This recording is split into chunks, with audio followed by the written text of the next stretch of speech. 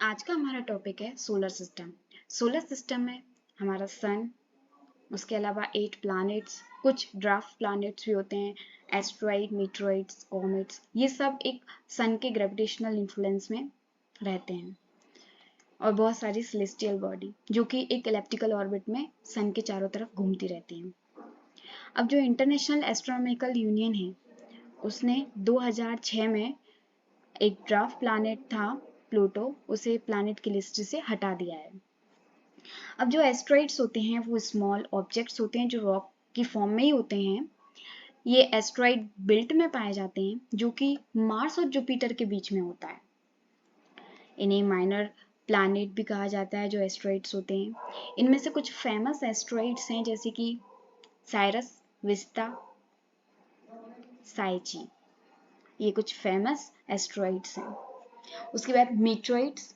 मीटरॉइड्स इनको shooting star भी कहते हैं, चमकता जो टूटता तारा हम बोलते हैं, टूटता तारा। ये जो मीटरॉइड्स होते हैं वही होते हैं। ये स्मॉल साइज में होते हैं एस्ट्रॉइड से। देखिए बनते कैसे हैं। ये जो होते हैं ना मीटरॉइड्स, ये एस्ट्रॉइड्स के कोलाइजन से बनते हैं और फिर ये जब अर्थ के एटमॉस्फेयर से हमारे सरफेस तक आते हैं तो वो आते आते जल जाते हैं अर्थ के सरफेस तक और पहुंच नहीं पाते सरफेस तक, मतलब कोई मास नहीं बचता, पूरी तरीके से जल जाते हैं, तो उनको बोलते हैं मीटॉइड्स। और जो अर्थ के सरफेस तक आते आते जल नहीं पाते पूरी तरीके से, उनका कुछ ना कुछ मास रहता है, उनको बोलते हैं मीटराइड्स। ये जो है, जो ऐसे ही मीटराइड्स का एग्जाम्पल है जैसे कि लूनर लेक महाराष्ट्र में बना हुआ है, वो एक मीटराइड्स के गिरने से बना है। अब ड्राफ्ट प्लैनेट जो होते हैं वो, उनकी जो साइज होती है वो प्लैनेट और एस्ट्रॉइड्स के बीच में होती है। हम देख सकते हैं इमेज इसमें दी हुई है सोलर सिस्टम की। हम अगर सन को एक सेंटर करके देखें तो इधर मरकरी, नेक्स्ट मरकरी है, फिर वीनस, अर्थ, मार्स, ये जो चारों हैं इनको इनर प्लैनेट्स कहा जाता है या फिर टेरेस्ट्रियल प्लैनेट्स। और यहाँ पे हमारा एस्ट्रॉइड बिल्ट पाया जाता है। उसके बाद जुपिटर, सैटर्न, यूरेनस, नेपच्यून, ये सब हमारे आउटर प्लैनेट्स हैं जिनको हम जॉविन भी कहते हैं। इन सब प्लैनेट्स को याद करने की एक इजी ट्रिक बनाई है, जैसे कि my very easy math just same as human, my for Mars, very for Venus, E for Earth, sorry M M for Mercury, V for Venus, E for Earth, M for Mars, J for Jupiter, S for Saturn, UN for Uranus and Neptune। अब अगर हम देखें basic difference जो inner planets हैं और outer planets हैं उनमें क्या बेसिक डिफरेंस होता है, तो इनर प्लैनेट जिनको हम टेरेस्ट्रियल प्लैनेट्स भी बोलते हैं वो कौन कौन से होते हैं? मरकरी, वीनस, अर्थ, मार्स। ये जो होते हैं डेंस मेटलिक मटेरियल के बने होते हैं। ये आउटर प्लैनेट्स जो होते हैं उनको जोविन बोला जाता है। इनमें कौन होते हैं? Jupiter, Saturn, Uranus, Neptune. ये जो होते हैं ये ज़्यादातर हाइड्रोजन और हीलियम गैस से बने जाते हैं, मतलब हॉट गैसेस पाई जाती हैं इनके। Metallic material, dense metallic material नहीं रहता। ये जो है मूव करते हैं फास्ट और शॉर्ट पीरियड होता है इनका रिवॉल्यूशन का, मतलब जो सन के अराउंड रिवॉल्व करते हैं तो फास्ट रिवॉल्व करते हैं और शॉर्ट पीरियड होता है इनका रिवॉल्यूशन का। इनका लॉन्ग पीरियड होता है रिवॉल्यूशन का। ये इनका जो सरफेस है मतलब थिन और रॉकी क्रस्ट होती है, और जो एटमॉस्फेयर है वो भी थिन एटमॉस्फेयर है। इनके चारों तरफ रिंग सिस्टम पाया जाता है आउटर प्लैनेट्स के, बट इनर प्लैनेट्स के पे नहीं पाया जाता। इनकी कुछ नेचुरल सैटेलाइट्स होती हैं या फिर होती ही नहीं है, जैसे कि अर्थ की एक नेचुरल सैटेलाइट है मून। बट ये जो आउटर प्लैनेट्स होते हैं इनकी ज़्यादातर सबकी नेचुरल सैटेलाइट्स हैं। ये ज़्यादातर गैसियस बॉडीज होती हैं, मतलब गैसेस से बनती हैं। अब हम प्लैनेट्स के मेंबर्स के बारे में पढ़ते हैं। हम जानते हैं सन, ये जो है हमारे सोलर सिस्टम पावर हाउस की तरह वर्क करता है, जिसमें 73% हाइड्रोजन है, 25% हीलियम और दूसरी गैसेस हैं। सन जो है अगर हम देखें तो पूरे सोलर सिस्टम में 99% मास सन के अंदर है। अगर हम देखें तो जो हमारा अर्थ है, अर्थ से सन की दूरी 15 करोड़ किलोमीटर है। अब एक नॉर्मल क्वेश्चन जो कंपटीशन में पूछा जाता है कि सन से सनलाइट अर्थ तक कितनी देर में पहुंचती है, तो वो 8 मिनट 30 सेकंड में पहुंचती है।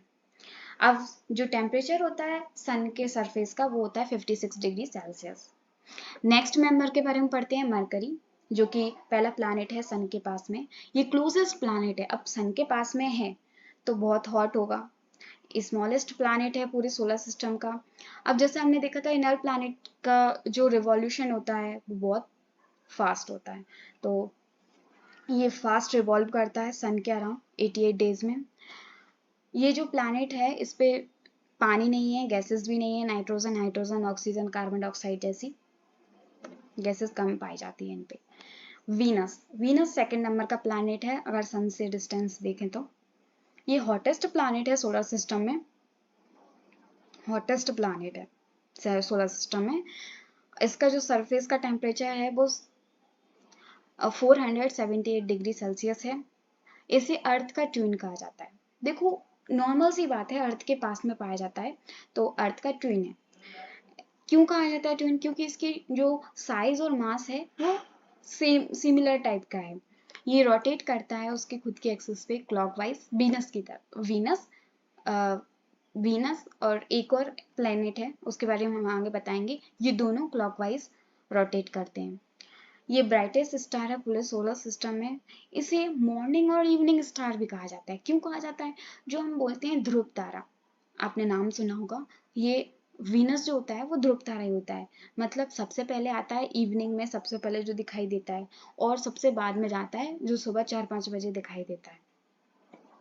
ये कवर होता है क्लाउड से, इसीलिए इसको व्हील्ड प्लैनेट भी कहा जाता है। व्हील्ड प्लैनेट मतलब व्हील का मीन्स होता है कवर, ये क्लाउड से कवर होता है इसलिए इसको व्हील्ड प्लैनेट भी कहते हैं।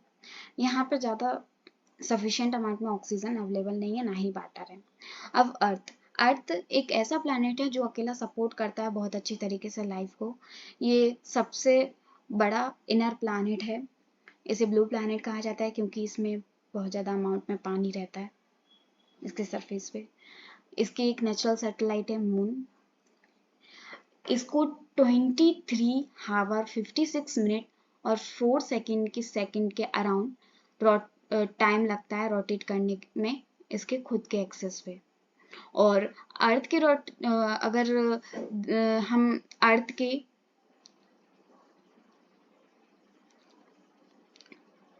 अर्थ जो है वो 1 डिग्री रोटेट करता है 4 मिनट में, और 365 डेज 5 हावर 48 मिनट लेता है रिवॉल्व करने में अराउंड द सन।